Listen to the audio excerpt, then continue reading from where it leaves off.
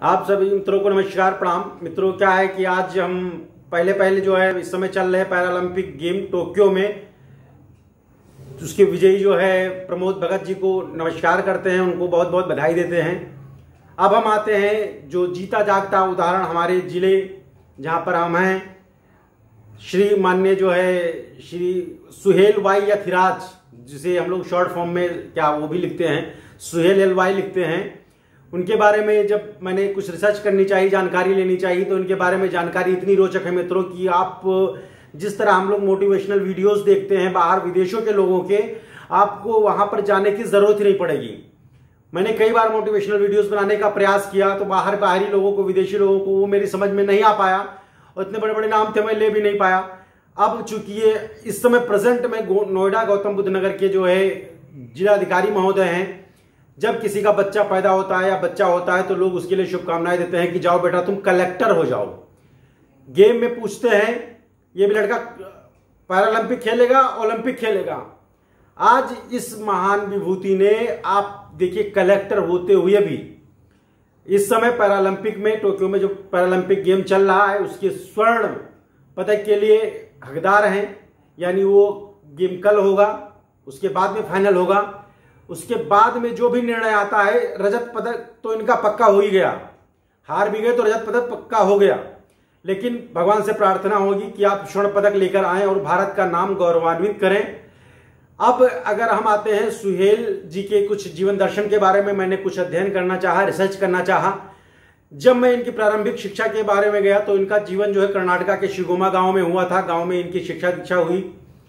इनके पिताजी कहीं गवर्नमेंट जॉब में थे, उनकी ट्रांसफरेबल जॉब थी, ये भी अपना इधर से उधर मूव करते रहे। अगर मैं इनके बारे में कहानी आपको बताऊं तो किसी एक, अगर मोटिवेशनल छोड़ दीजिए, किसी एक जो है महापुरुष की कहानी से कम नहीं है। ये जन्मजात विकलांग तो नहीं कहेंगे, एक पैर से इनको जो है क्या थे, दिव्यांग थे। इनके एक पैर में जो है जो भी थी उस मुश्किलों को पार करते, आप सोचिए इनका रुचि खेल में पहले से था। जिसका पैर सही ना हो वो खेल कैसे खेलेगा? वो तो पहले हार मान लेगा कि भैया मेरा पैर ही नहीं सही है, मैं खेल कैसे खेलूं। इनकी रुचि खेल में ही थी।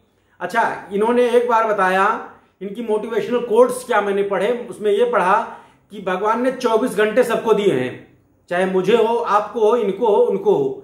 उसमें से कुछ लोग ऐसे होते हैं कि उस 24 घंटे में सारे काम कर लेते हैं, जो भी करना है करके अपना काम फिनिश कर देते हैं। कुछ लोग ऐसे होते हैं जिनके लिए 24 घंटे भी कम पड़ जाते हैं। अब हम आते हैं सुहेल जी के बारे में। सुहेल जी जब मतलब बचपन में बताई कि पैरों से दिव्यांग होते हुए भी खेलों में इनका इंटरेस्ट था। उसके बाद में इनके जो है आत्मविश्वास, इनकी लगन ने इनको इतना गढ़ा कि क्या होता है कि इनके पिताजी की मृत्यु 2005 में हो जाती है। और उसके बाद में भी ये क्या होता है कि चूंकि कंप्यूटर इन साइंस टेक्नोलॉजी में पढ़ाई किए होते हैं, तो कंप्यूटर साइंस टेक्नोलॉजी में पढ़ाई करने के बाद में ये प्राइवेट कंपनी ज्वाइन करते हैं, नौकरी। अब सोचिए, लोग कहते हैं प्राइवेट नौकरी कर करके आप कैसे काम कर पाओगे? पैर विकलांग होते हुए देखिए कितना विरोधाभास है। पैर में दिव्यांग होते हुए भी, कमजोरी होते हुए भी खेलों की दुनिया में, अभी आपको बताऊंगा, इतिहास रचने की कगार पे है, यहां तक कि इतिहास रच दिया। कितना विरोधाभास है। दूसरा, इनका जो है जैसे मैंने बताया कि इनके पिताजी का 2005 में देहावसान हो जाता है और उसके बाद में भी ये प्राइवेट नौकरी में, चूंकि बेंगलुरु में ये कंप्यूटर साइंस टेक्नोलॉजी से इंजीनियरिंग किए होते हैं, वहां पे प्राइवेट नौकरी में जॉब करते हैं। जॉब करते हुए भी जब ये पढ़ाई करते हैं, लोग कहते हैं कि प्राइवेट नौकरी करते समय तुम कैसे सिविल सर्विसेज की तैयारी करोगे, लोगों को 24 घंटे चाहिए। लेकिन उन्होंने कहा नहीं, जितने समय मिल रहे हैं सुबह शाम इन्होंने मेहनत और लगन करके पढ़ाई की। और मित्रों, इनका 2007 में यूपी कैडर से आईएएस में सिलेक्शन हो गया। 2007 में इनका सिलेक्शन हुआ। यहां तक कि जो है जो इनकी मिसेज हैं, इनकी मिसेज रितु सुहास, वो भी पीसीएस हैं। और 2019 में जब मिस इंडिया का खिताब चल रहा था, वहां से मिसेज यूपी, जो मिसेज उत्तर प्रदेश से खिताब उनको मिला था, वो जीत चुकी हैं। और उसके बाद में मित्रों क्या हुआ कि देश के पहले आईएएस ऑफिसर होंगे जो टोक्यो में पैरालंपिक गेम हो रहा है वहां पर ये भाग ले रहे हैं।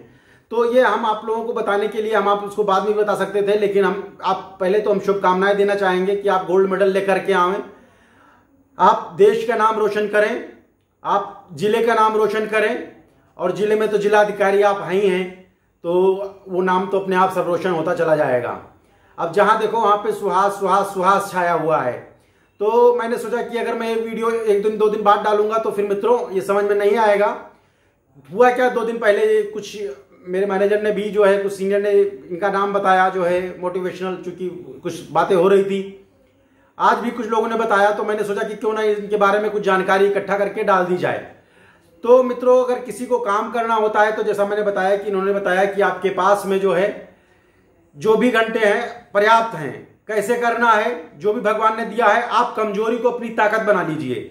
आप सुहेल जी से एक बार देखिए, गांव से पैदा हुए, चाहते तो वहीं पे शिथिल हो जाते, रुक जाते, पैर खराब होने पर वहां भी रुकने के बाद उनके पास बहुत सारे बहाने थे। प्राइवेट नौकरी कर रहे थे, चूंकि प्राइवेट कंपनी मल्टीनेशनल कंपनी में थे, अच्छी सैलरी पैकेज पा रहे होंगे, वहां पर भी रुक जाते, तैयारी करने की जरूरत नहीं थी। लेकिन इतने सब के बावजूद भी इनकी इच्छाएं, आकांक्षाएं और आगे बढ़ने का जुनून वो कम नहीं हुआ, और यही कारण है कि आज ये उस मुकाम पर हैं कि भगवान करे कि हमारे देश के खाते में एक गोल्ड मेडल और आवे, और सुहेल जी इस गोल्ड मेडल को देश के नाम जो है गौरवान्वित करें। तो मित्रों आपको कोई भी कमजोरी होती है, कोई कमजोरी रोक नहीं सकती है, कभी भी रोक नहीं सकती है, बस केवल आप कमजोरी का बहाना बना करके रुक सकते हैं। तो ये इनके बारे में थी। बाकी आप लोग से माफी चाहेंगे अगर कहीं कोई गलती हुई होगी।